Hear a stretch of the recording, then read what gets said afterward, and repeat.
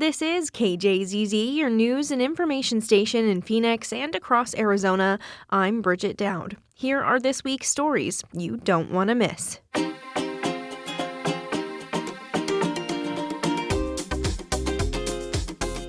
It's the podcast designed to catch you up on some highlights from around the region. Thanks for listening. Here are a few of the stories for the week of June 22nd, 2026. Arizona was a frequent topic during hearings held 4 years ago by the Select Committee to investigate the January 6th attack on the United States Capitol. And an Arizona congressman allegedly tied to its planning and a pardon request is now running for the GOP nomination for governor. KJZZ's Wayne Schutzke and Matthew Casey report. Andy Biggs was subpoenaed by the January 6th committee, and his name shows up repeatedly in its final report issued in 2022. Here's then Representative Adam Schiff at a hearing questioning former State House Speaker Rusty Bowers. Did you also receive a call from U.S. Representative Andy Biggs of Arizona on the morning of January 6th? I did. And what did Mr. Biggs ask you to do? Biggs didn't testify and says he was never served. Here's Bowers. And he asked if I would sign on both to a letter that had been sent from my state and or that I would support the decertification of the electors, and I said I would not. Then Biggs came up again at the next hearing 2 days later. Here's then Representative Adam Kinzinger. Witnesses told the Select Committee that the president considered offering pardons to a wide range of individuals connected to the president. Kinzinger then played a montage of deposition tapes. Witness Cassidy Hutchinson said Biggs and other Republican congressmen sought a pardon. The former White House aide also testified some of the congressmen were at a January 6th planning meeting. At another hearing weeks later, then Representative Stephanie Murphy counted Biggs among the group. According to White House visitor logs obtained by the committee, members of Congress present at the White House on December 21st included Congressman Brian Babin, Andy Biggs. Unflinching loyalty to Trump got Biggs the president's endorsement in the upcoming Arizona governor's race, where polling shows he is the frontrunner to win the GOP nomination and challenge incumbent Katie Hobbs. Wayne Schutzke recently caught up with Biggs. In an interview with KJZZ, Biggs denied many of the allegations made during the January 6th committee hearings, including claims that he asked Trump for a pardon. And the bottom line is, I had nothing to do with J6. He also denied putting pressure on anyone to decertify the election, saying he only asked Bowers to sign a letter backed by other Republican legislators seeking to delay certification. But Biggs dodged questions about the purpose of that letter, and he still won't say who he thinks won the 2020 election. He called it a silly question when asked by reporters earlier this year. And the reason I say that is this. When I've been asked that, I said, you know what? You know who was sitting in the White House for 4 years? It was Joe Biden. Exit polling in 2022 found Hobbs won by winning a majority of independent and moderate voters, including those who believed Biden legitimately won the 2020 election. More recent polling shows the issue isn't front and center for many Arizonans today. But Tyler Montague, an East Valley Republican activist, says it could still matter in Arizona, where the last governor's race was decided by less than 1 percentage point. Who's it an issue with? Swing voters, okay? Your college-educated, traditional Republican voters. Montague has long been a critic of Biggs, who he accused of pivoting away from conspiracy theories after election deniers like Kari Lake lost several high-profile statewide races. But Montague says Biggs' past positions should be disqualifying for a candidate for governor, because he either believed unproven conspiracy theories about election fraud or purposely spread misinformation to score political points. If you believe them sincerely, your analysis, you're not smart enough to be our leader. And if you're cynical enough to lie to people about it, to win the primary because you can win the primary in the Republican side, you're not honest enough to be our leader. Biggs says he doesn't want to look back at the past. He says only journalists and Democratic politicians, not voters, care about 2020. I've done meetings with 300 people where I'm taking questions for an hour. And you know what? Not once have I been asked about the 2020 election. Not once.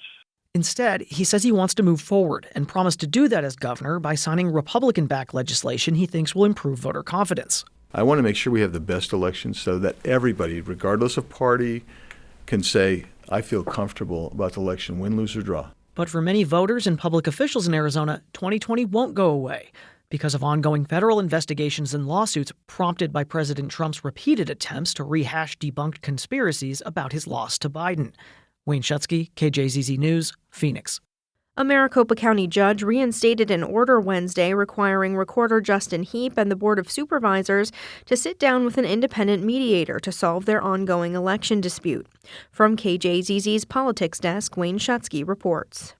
Last week, Judge Scott Blaney ordered Heap and the supervisors to meet for a settlement conference with a mediator, but he canceled that directive after the Arizona Court of Appeals issued a stay in the case. That paused a previous order that handed Heap a significant victory and required the board to return certain election functions to the recorder's office. The Arizona Supreme Court later modified the appeals court stay to let mediation continue.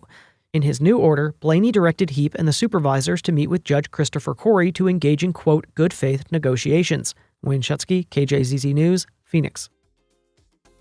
This is the Stories You Don't Want to Miss podcast.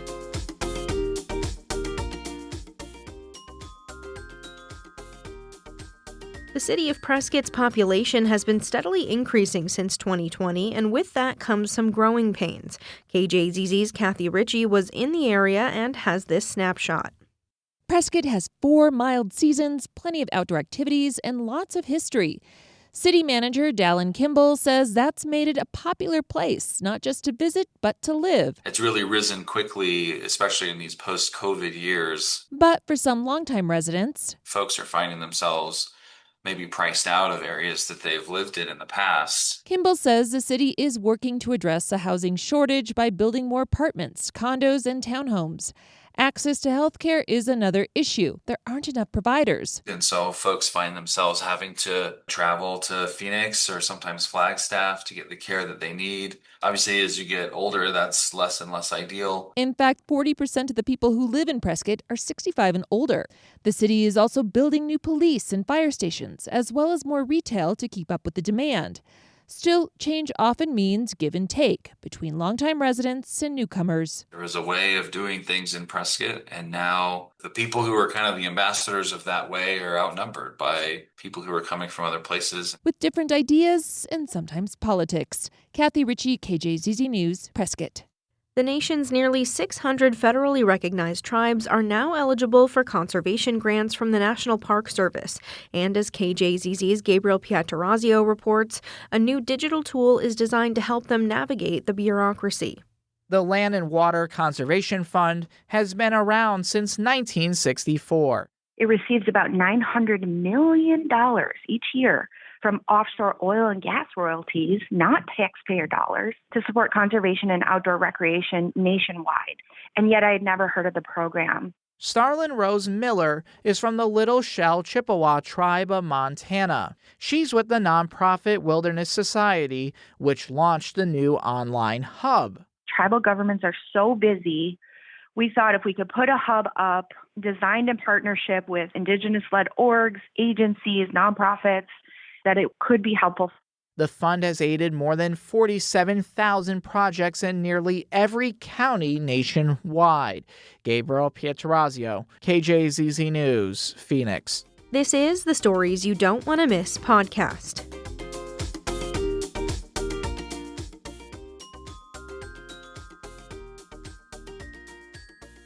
Valley Metro and the city of Phoenix are planning a light rail extension west down Indian School Road and have asked the community to help shape the route. KJZZ's Connor Greenwald reports. More than 100 people gathered at Maryville High School on Wednesday to share their thoughts on the proposed extension, which could connect the rail network to Desert Sky Mall.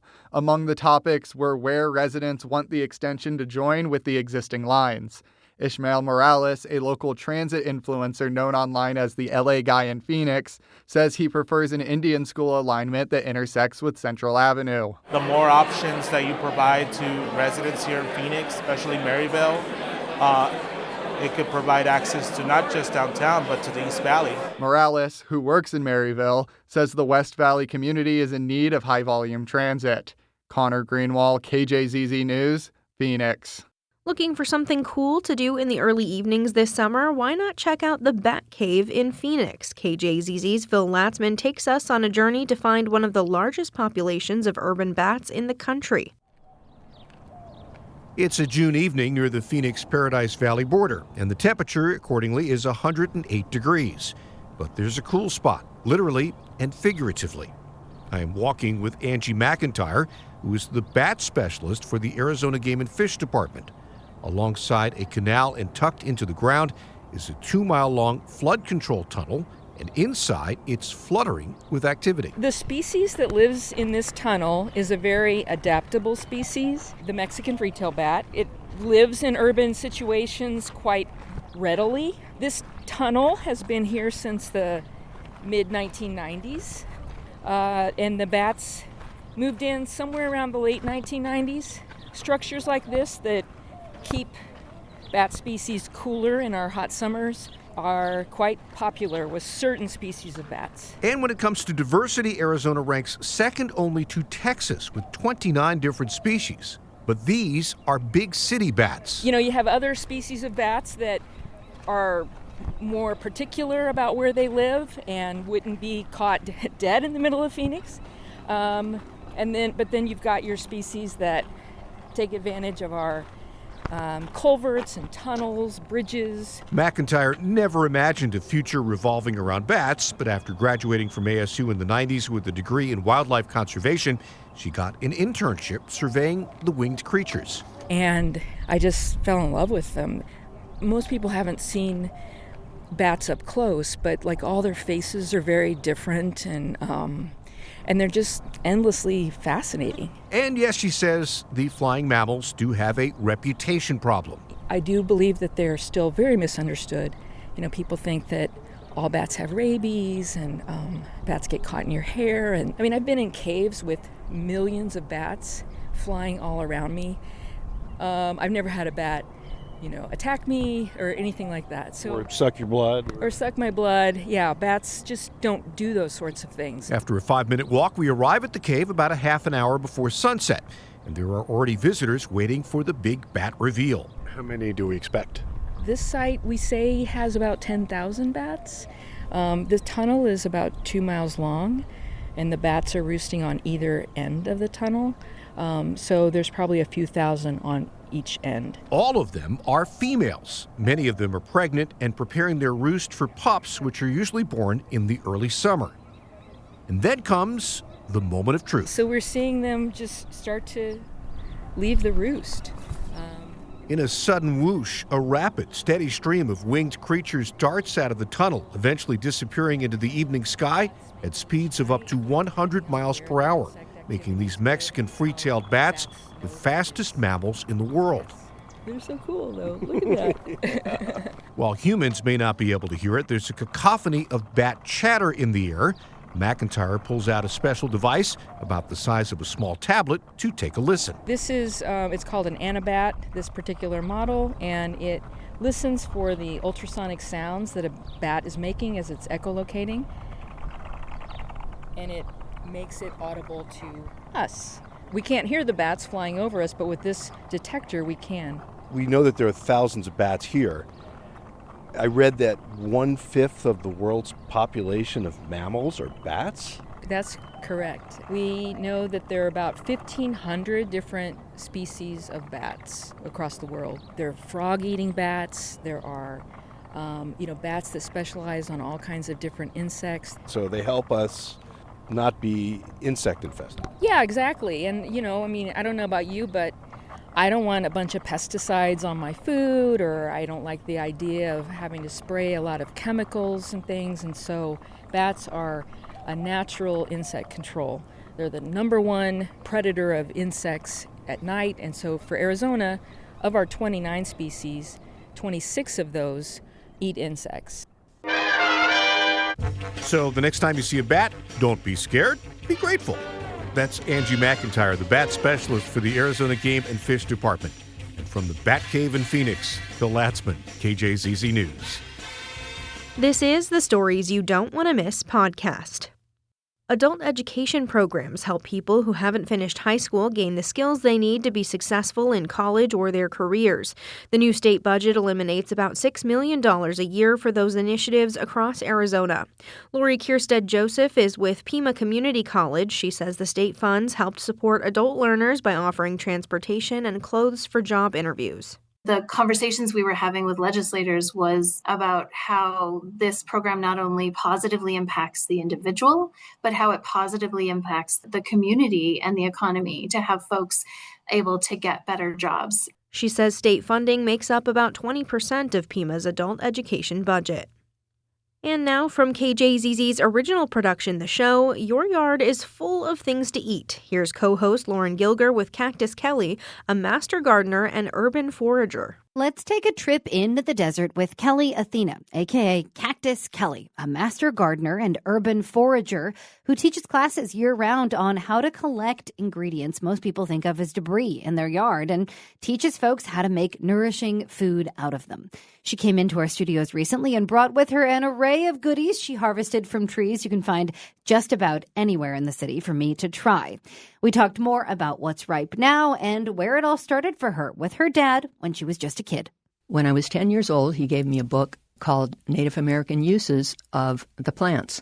So I read that, and after that, I had to know every single bird and plant that I could see in my yard and everywhere I went. And I was just kind of an amateur naturalist my whole life. Yeah, as a kid, that's amazing. Yeah. So you've been foraging for a long time, and there are certain seasons to this, it sounds like. So let's talk first about the season we're in right now and what you might find on a tree, literally in your backyard or on the street, where you can get these ingredients. What's blooming right now? Right. Right now, in June, there's mesquite beans, and most people see them as a problem, like, oh, litter, and it's in my pool, and oh, what a hassle. But I say it's not litter, it's lunch.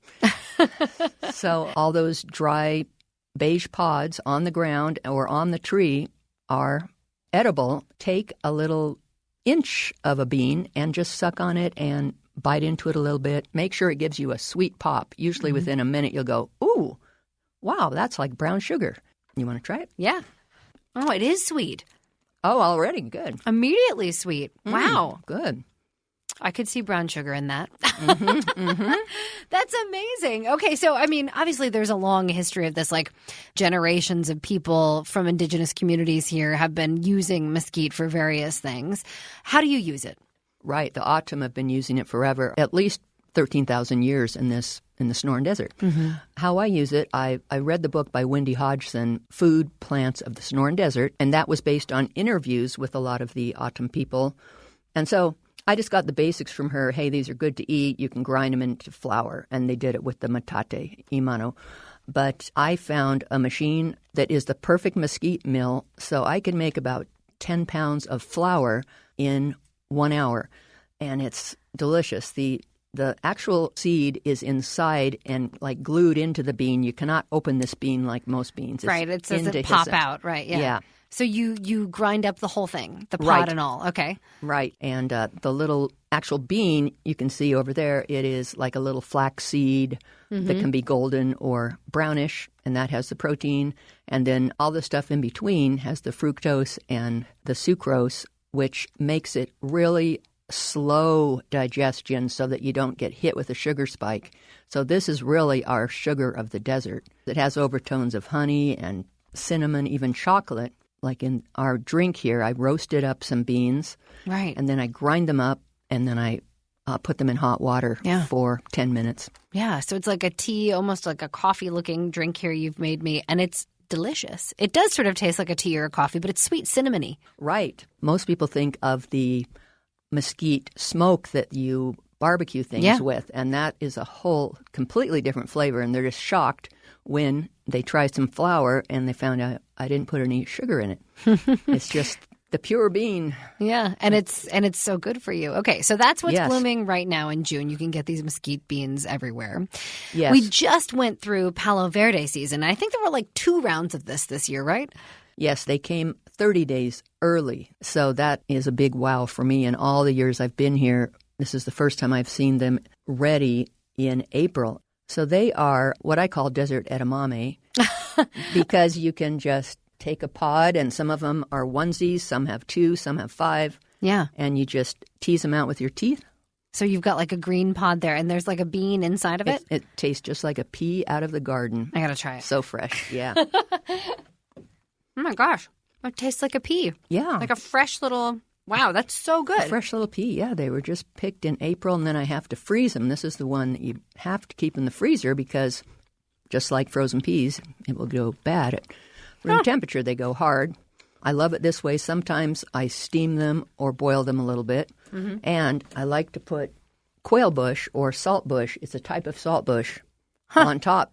It's like in a salt shaker here. Let me try this. Yeah, we got some green salt in a salt shaker. So it's What's a quail bush? A quail bush is a type of salt bush. It looks like a sagebrush out in the desert. Oh my gosh, that does taste like salt. It's kind of hard to find them, but wow. You just sprinkle that just like salt on these Palo Verde beans, and it just gives them some pop. That's a great flavor. Yeah, I just love it. I've had kids coming to my class, and all they'll eat is the salt bush leaves. Salty.